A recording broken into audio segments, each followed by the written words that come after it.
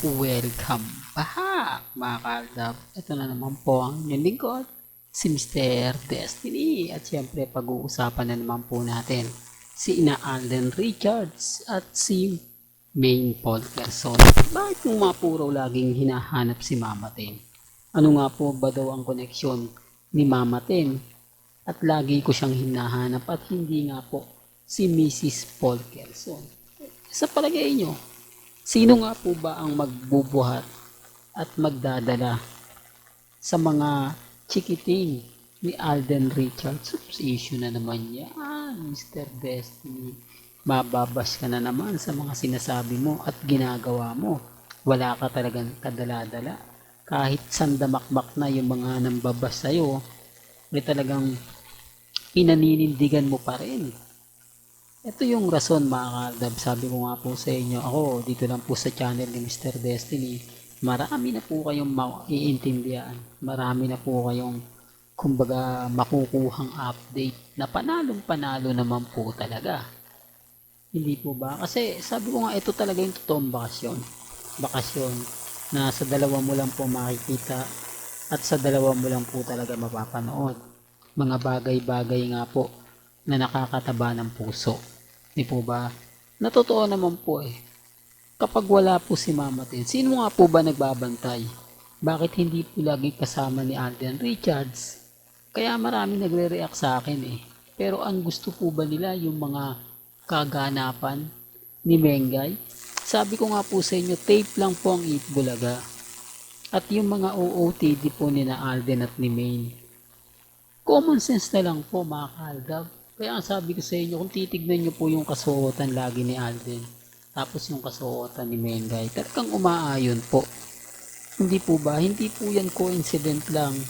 Talagang sinasadya na po yan. Bagamat marami talaga tayong kritiko, marami po talagang nagagalit, marami po talaga naiinis, okay lang naman po yun. Diba? Yun naman po yung kagandahan nyo kay Mr. Destiny. Yun naman po yung laging sinasabi at laging pinapaliwanag. Bagamat marami pong issue na keso ganito, keso ganun, okay lang. Di po ba? Ang importante po, masaya po tayo. Importante po, hindi tayo gumagawa ng mga edited picture, edited video. Speaking of edited picture, dito po sa ipapakita ko po sa inyo, baka marami na naman po magalit, mainis na ko na Mr. Destiny, pinapakita mo yan, nawawalan ako ng gana. Gusto ko Alden and Maine lang. Gusto ko Aldab lang ang balita mo. Para lang po matuwa kayo. Para lang po pansinin niyo po mga ka-Aldab po. Sa unang tingin okay lang. Po ba? Kumbaga parang, totoo ata to Di po ba? Na may mga ganitong pictorial na naganap kay Congressman at kay Mengay. Pero pansinin nyo yung kamay ni Congressman, ang haba. Hindi po ba? Haba, putol.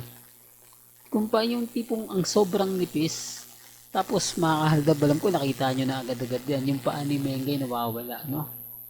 Kaya nga sabi ko sa inyo ako, mga kahaldab, may mga bagay-bagay po na talagang nahuhuli mo na.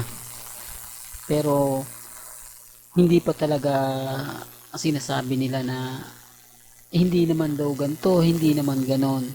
Ako, mga kaaldab, never po tayong gumawa ng ganyan.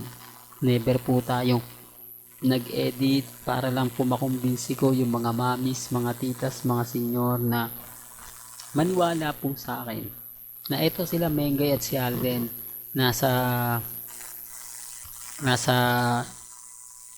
London. Ito yung ebidensya ko, ito yung resibo ko.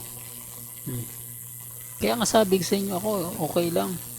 Kasi alam ko naman po mga kaaldab na kahit anong gawin ko, kahit anong pagbibigay natin ng mga update, talagang masasabi nyo na yung tipong mangiinis lang po sila, nangaasar.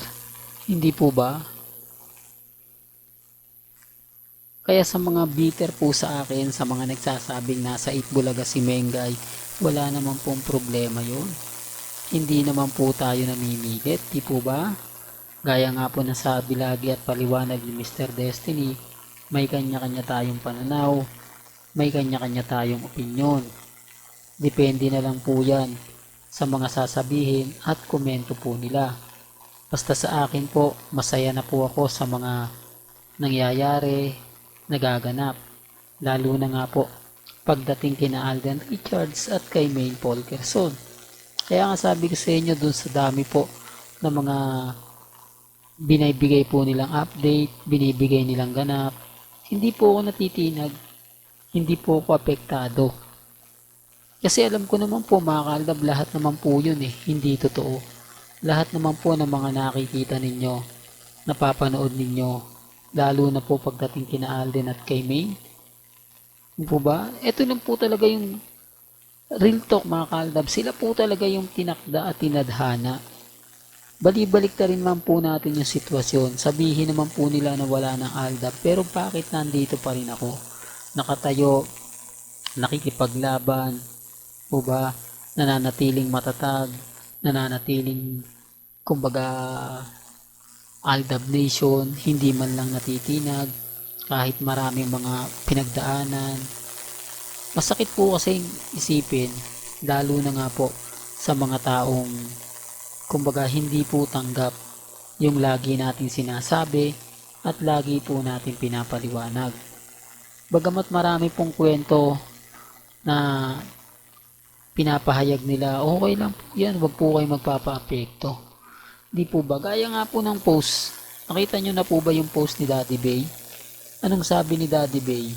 Nagbabakasyon lang daw po siya pero pinapatay na siya. Yun po yung isang post niya sa kanyang social media account. Sa ex niya po yung pinost. Natatawa nga po ako habang pinanonood ko yun Alam ko, marami na pong nakapanood nun. Marami na pong nakakita. Na may mga bagay-bagay po talaga mga kaaldab na ganun talaga sila kadesperado. Hindi ko alam mga kaaldab kung ano nga po ba yung mga sinasabi nila, AI ba yun o hindi. Kaya ang sabi ko sa inyo, yung mga point natin mga kaaldab, lahat po 101% galing po sa social media. Hindi ko yan inedit at wala pong editan na nangyari. Hindi natin yan kumbaga ginawang gawan lang ng ganito ganyan. Lahat po ng nakikita ninyo, lahat po ng mga napapanood ninyo galing po yan sa Instagram, sa Twitter at sa Facebook. Kaya nga po relax lang po kayo, kampante lang dahil maya maya po magbibigay na naman tayo ng mga maiinit pong update kina Mr. and Mrs. Polkerson. Hanggang dito na lang po ang ating latest updates. Kaya kung gusto nyo pa po ng pinaka-latest at sariwang update, abay tumutok lang po kayo dito po sa channel ni Mr. Destiny para updated po kayo sa mga bago at sa mga latest na i-upload po natin maya-maya lang. Kaya kung bago ka lang sa channel na to at isa kang true-blooded Aldab Nation na nagmamahal kina Mengay at Isoy, tama po ang channel na pinuntahan mo, kaya consider na po kitang bagong subscriber. At huwag mong kalimutang i-share ang mga video po natin sa mga mami, sa mga titas at sa mga senyor. Hanggang sa muli, salamat po sa panonood at pakikinig.